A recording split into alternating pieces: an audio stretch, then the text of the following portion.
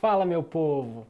Terminamos de falar um pouquinho sobre a questão dos crimes contra a vida, né? Batemos um papo ali sobre algumas questões já cobradas pela FGV e agora a gente vai mergulhar nas lesões corporais, que também constituem aí crimes muito importantes cobrados pela nossa banca. Então, vem comigo, vamos lá. Lesão corporal. Primeira questão. Débora estava em uma festa com seu namorado Eduardo e algumas amigas quando percebeu que Camila, colega de faculdade, insinuava-se para Eduardo. Cega de raiva, Débora esperou que Camila fosse ao banheiro e a seguiu. Chegando lá e percebendo que estavam sozinhas no recinto, Débora desferiu vários tapas no rosto de Camila, causando-lhe lesões corporais de natureza leve. Camila, por sua vez, atordoada com o ocorrido, somente deu por si quando Débora já estava saindo do banheiro, vangloriando-se da surra dada. Neste momento, com ódio de sua algoz, Camila levanta-se do chão, agarra Débora pelos cabelos e a golpeia com uma tesourinha de unha que carregava na bolsa, causando-lhe lesões de natureza grave. Com relação à conduta de Camila, assinale a afirmativa correta. A. Agiu em legítima defesa. Falso, né, pessoal? Falsa por quê? Porque na legítima defesa você utiliza dos meios moderados e proporcionais para repelir a injusta agressão atual ou iminente. No caso, ela já tinha levado as bolachadas, já estava caída no chão, a outra já estava indo embora. Eu não posso alegar a legítima defesa de uma agressão que já ocorreu. Então, neste caso, o fato dela ter levantado, corrido e pego a menina com uma tesoura não constitui legítima defesa. Os requisitos do artigo 25 não se encontram previstos aqui, tá? A agressão foi pretérita e ela não usou os meios para impedir, para repelir a agressão. Então não há que se falar aqui em hipótese alguma em legítima defesa, ok? Vamos a B. B. Agiu em legítima defesa, mas deverá responder pelo excesso doloso. Não. A legítima defesa com excesso doloso é se no ato de repelir as agressões, a pessoa agir com excesso. Exemplo, uma pessoa vem me agredir e eu dou um golpe nessa pessoa, fazendo com que ela caia, totalmente sem reação, e não consiga mais se levantar para me agredir, beleza, eu agi em legítima defesa. Só que eu parto para cima e começo a bater. Neste caso, eu agi com excesso doloso. O primeiro golpe que eu dei, sim, constituiu a legítima defesa. Os sequenciais partiram de um excesso doloso. Aí eu responderia pelo crime de lesão corporal. Aqui não há que se falar em legítima defesa e nem há que se falar em excesso doloso. Houve dolo de praticar lesão corporal de natureza grave. Ok? Voltando então para a letra C.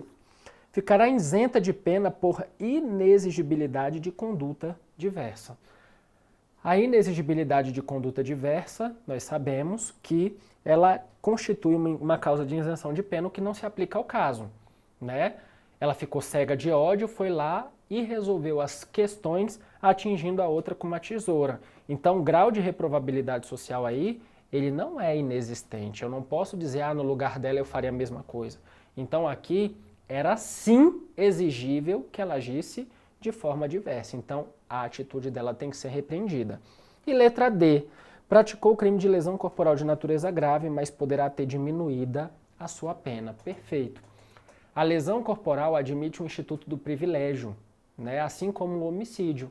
Nós temos lá na lesão corporal uma causa de diminuição de pena quando o agente age por relevante valor moral ou relevante valor social ou dominada por violenta emoção logo em seguida, não é pós, é em seguida, provocação da vítima. Então, aqui a vítima de forma injusta pegou a menina no banheiro, encheu ela de tapa, só porque ela ouviu rumores de que a menina ia se insinuar para o namorado dela, e a outra ainda saiu se vangloriando e dizendo que encheu ela de tapa dentro do banheiro. Sim, ela ficou dominada por uma violenta emoção logo após a injusta provocação da vítima. Foi para cima da vítima e machucou a vítima. Então a pena dela pode sim ser reduzida de 1 a 2/3 conforme previsão legal. Então observem que a mesma privilegiadora que eu aplico no homicídio, eu aplico também na lesão corporal. E aqui a outra bateu, jogou ela no chão, virou as costas e ela quase que numa relação de imediatividade foi para cima da sua rival. Isso configura sim o privilégio. Agora, você apanhar de manhã para pegar a pessoa à noite, o privilégio se desfez. Exatamente porque a privilegiadora traz efetivamente o termo logo em seguida. Então, uma reação de quase que imediatividade, quase que bateu, levou. Lembrando que essa relação de imediatividade, ela não se aplica ao relevante valor moral e social. A lei não traz esse lapso temporal, ela só traz nesse último caso, tá?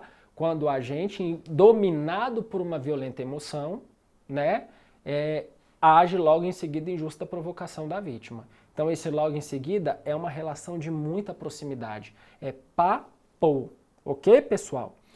O relevante valor moral e relevante valor social não estão abrangidos por esse lapso temporal.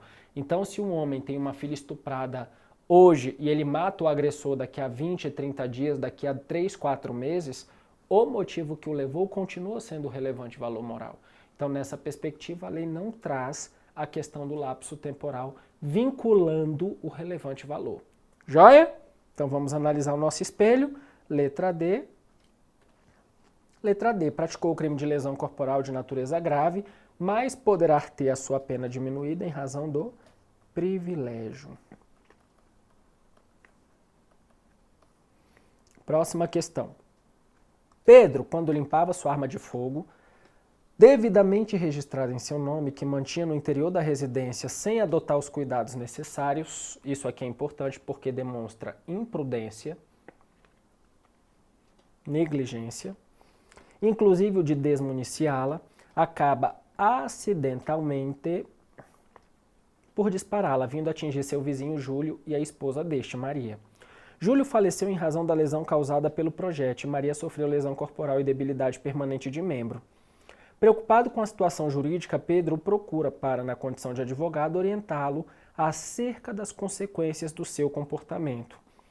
Na oportunidade, considerando a situação narrada, você deverá esclarecer sob o ponto de vista técnico que ele poderá vir a ser responsabilizado pelos crimes de homicídio culposo, lesão corporal culposa e disparo de arma de fogo em concurso formal. Letra B, homicídio culposo e lesão corporal grave em concurso formal. Letra C, homicídio culposo e lesão corporal culposa em concurso material. E letra D, homicídio culposo e lesão culposa em concurso formal.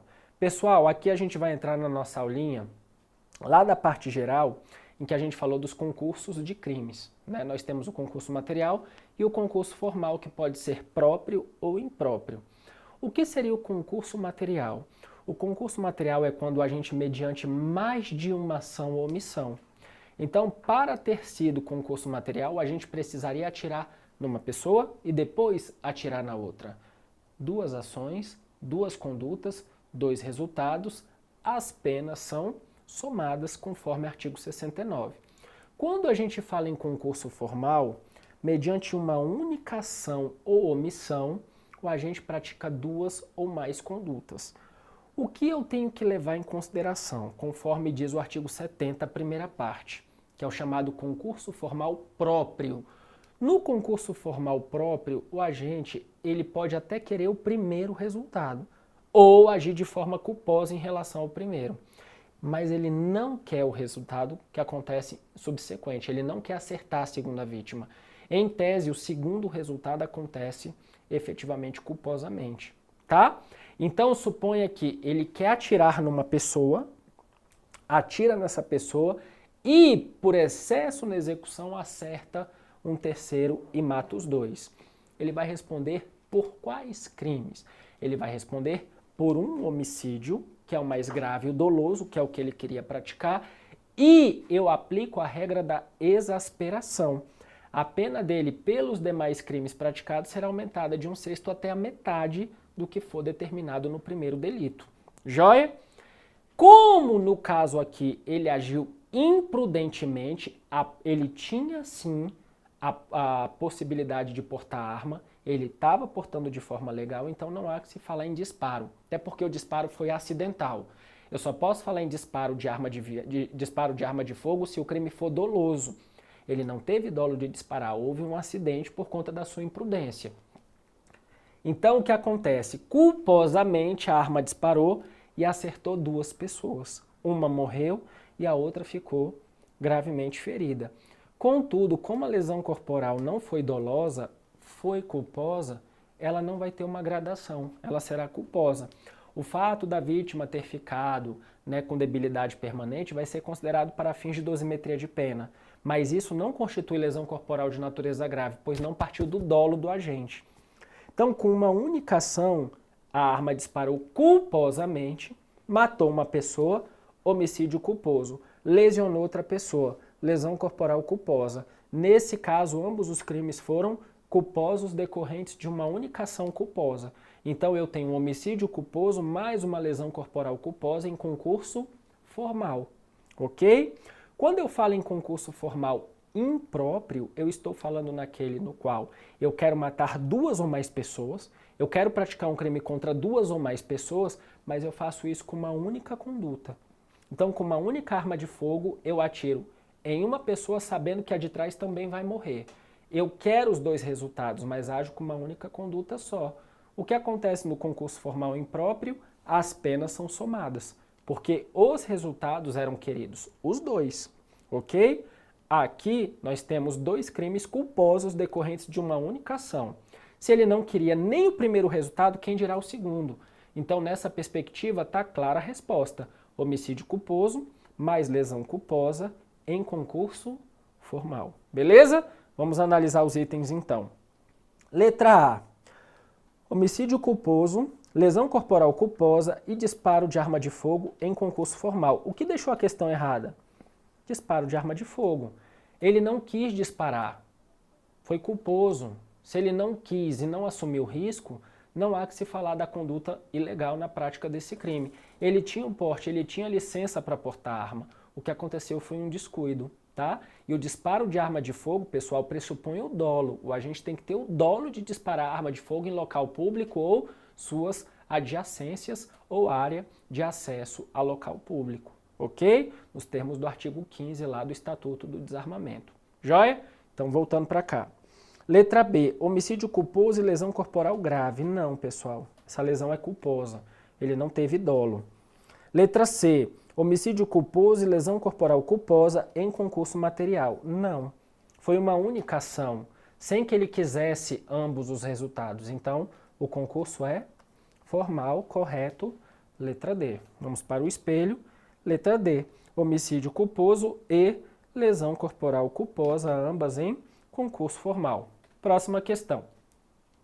Pedro está conduzindo sua bicicleta em via pública. Em um momento de distração, acaba por abarroar Alexandre, causando-lhe lesões corporais. Diante do evento transcrito, é correto afirmar que o crime de lesão corporal eventualmente praticado por Pedro possui caráter A. Doloso, e para que ele seja processado criminalmente, é imprescindível o oferecimento de representação por parte da vítima, Alexandre. Pessoal, o problema diz claramente, em um momento de distração, ele acabou praticando esse atropelamento. Então, houve aqui um descuido, houve aqui um acidente. Então, essa lesão corporal aqui, ela é culposa e não dolosa, ok? É importante lembrar que quando a gente fala em ação penal nos crimes de lesão corporal, nós temos algumas peculiaridades. Quais são elas? O artigo 88 da Lei 9.099, ele diz que nos casos de lesão corporal de natureza leve e nos crimes de lesão corporal culposa, a ação penal é pública condicionada à representação. Em tese, a questão estaria certa. O que deixou ela errada é falar que a lesão foi dolosa, quando na verdade foi culposa, tá? Contudo, quando o crime ocorre em situação de violência doméstica e familiar contra a mulher, nós aplicamos a súmula 542 do STJ. E a súmula 542 do STJ deixa clara uma situação na qual não se aplica a Lei 9.099, a 542 e a 536.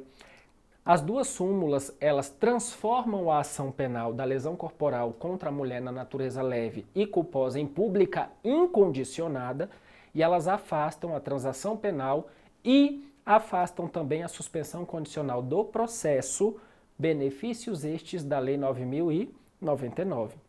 Então, o que isso quer dizer? Lembrem-se, a lesão é leve ou culposa. Qual a ação? Penal pública condicionada à representação. Artigo 88 da Lei 9.099. 99. Agora, se a vítima é mulher em situação de violência doméstica e familiar contra a mulher, puxa uma setinha aí no seu caderno. Súmulas 536, 542 e 588 do STJ. São 3 súmulas importantíssimas quando a gente fala em lesão corporal, tá? Por quê? Primeiro porque, em se tratando de mulher em situação de violência doméstica e familiar contra a mulher, a ação deixa de ser pública condicionada à representação e se torna pública incondicionada.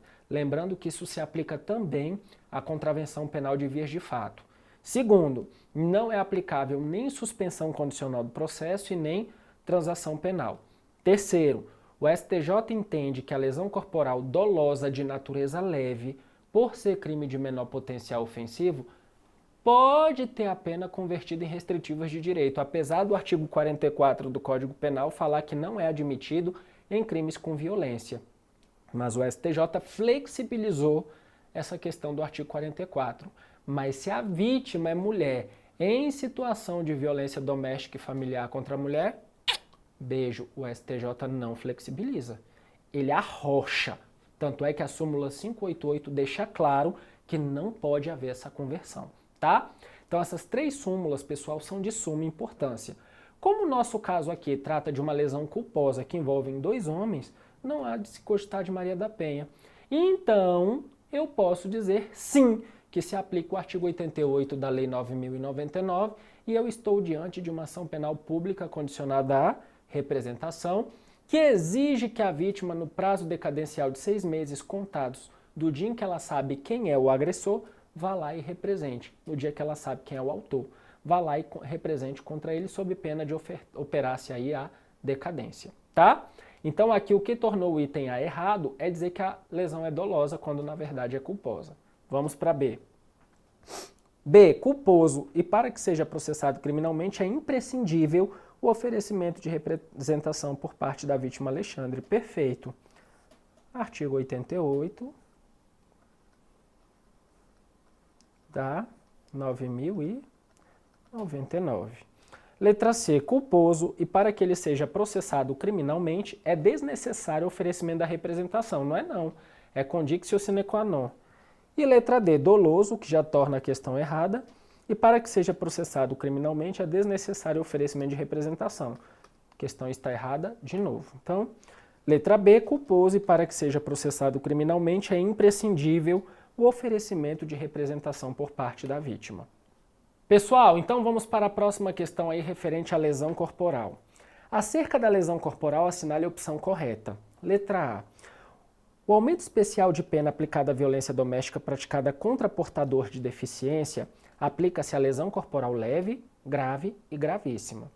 Essa questão está errada. Por que ela está errada?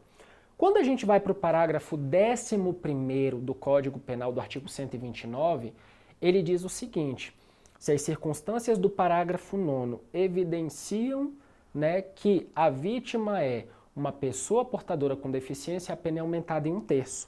E o parágrafo 9º, ele se restringe à lesão leve. O que eu quero dizer?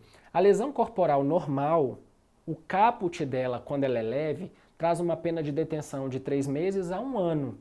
Quando envolve violência doméstica e familiar nos termos do parágrafo 9º, a pena é qualificada. Ela passa a ser de 3 meses a 3 anos. Inclusive, sai do âmbito do juizado especial e vai para a vara criminal. E quando há o parágrafo 9º, que é lesão leve, e a vítima é pessoa com deficiência, eu vou para o parágrafo 11º, que a pena é aumentada em 1/3. Tá? Então, o parágrafo 9º, ele retrata a lesão leve. Porque se a lesão for grave, gravíssima ou seguida de morte, eu saio do parágrafo 9º e vou para o parágrafo 1º, 2º e 3º do artigo 129. Tá bom, gente? Então, essa questão está errada porque ele levou a crer que a alusão da pessoa com deficiência se aplica à lesão leve, à lesão grave e à lesão gravíssima, quando, na verdade, a questão do aumento de pena da pessoa com deficiência está atrelada ao parágrafo 9º. E o parágrafo 9º, ele traz a lesão leve relacionada à questão da violência doméstica e familiar, que envolve aí cônjuge, companheiro, ascendente, descendente, irmãos, pessoas que mantêm ali uma relação de coabitação hospitalidade, ok? E aqui eu não estou falando de Maria da Penha, eu estou falando do Código Penal. Se a mulher é vítima em situação de violência doméstica e familiar, além de aplicar o parágrafo 9º, eu vou buscar o subsídio da Lei Maria da Penha. Beleza? Então essa questão está errada, porque o parágrafo 9º casa com o 11º. E o parágrafo 9º, que é refletido no 11º, está relacionado à lesão corporal de natureza leve. Ok? Volta para cá. Letra B. As lesões corporais leve, grave e gravíssima, se praticadas através de violência doméstica, terão aumento especial de pena na proporção de 1/3. Falso. Aqui eu vou cair no parágrafo 10º. E o parágrafo 10º diz o seguinte: se a lesão corporal tiver gradação de grave, gravíssima ou seguida de morte, aplica-se 1/3 se a vítima tiver relação de violência doméstica e familiar. Então, o parágrafo 10º aqui, ele fala de grave, gravíssima e seguida de morte. Ele não fala da lesão leve, tá? Até porque seria bis in idem. Porque se a lesão é leve, ela já sai do caput e já vira o parágrafo 9º. Como é que eu vou pegar o parágrafo 9º e aumentar mais 1/3? Então, eu estaria utilizando o fato de ser violência doméstica para majorar a pena novamente. Seria bis in idem.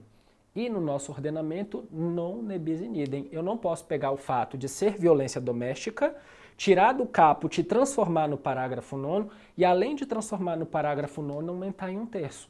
Eu estaria aí aplicando uma dupla punição, o que não é admitido no nosso ordenamento jurídico, tá? Então, o parágrafo 10º diz o seguinte: se a situação acontece em situação de violência doméstica e familiar do parágrafo 9º e resulta lesão grave, gravíssima ou seguida de morte, a pena ainda é aumentada em 1/3. Beleza? Então, se o fato envolve violência doméstica e familiar pelo parágrafo 9º, eu já tenho uma pena aumentada se a lesão for leve. Eu não posso pegar e aumentar essa pena e botar mais 1/3. Essa circunstância de 1/3 só vai se dar se sobrevir à vítima uma lesão grave, gravíssima ou seguida de morte. É a literalidade do parágrafo 10º do artigo 129. Joia? Voltando para cá. C. Lesão corporal culposa e a de natureza leve são delitos de ações penais públicas condicionadas à representação da vítima ou de seu representante legal. Artigo 88 da 9.099. Perfeito. A incapacidade permanente para as ocupações habituais da vítima de lesão corporal por mais de 200 dias classifica a lesão como gravíssima. Oi? A incapacidade permanente para as ocupações habituais. O que o examinador fez aqui? Misturou tudo. Porque quando eu vou para o 129, parágrafo 1º, ele fala o afastamento das ocupações habituais por mais de 30 dias. Isso quer dizer que não é algo permanente, a pessoa vai voltar a fazer. Só que ela ficou afastada por mais de 30 dias. A lesão é leve. E o parágrafo 2º fala incapacidade permanente para o trabalho. Para o trabalho de forma permanente. Isso quer dizer que ela não vai poder voltar a trabalhar com aquilo em decorrência da lesão corporal que ela sofreu. Ele misturou uma coisa com a outra e trouxe uma consequência horrível. Se a incapacidade é permanente, por mais de 200 dias, está dando a ideia de que a pessoa vai voltar. Se é permanente, ela não vai voltar. Então, aqui a lesão é gravíssima. Então, é permanente e não por mais de 200 dias. Tá? Então, ele misturou o inciso 1, o parágrafo 1º com o parágrafo 2º, misturou ocupação habitual com incapacidade permanente para o trabalho e criou uma modalidade que não está prevista na lei.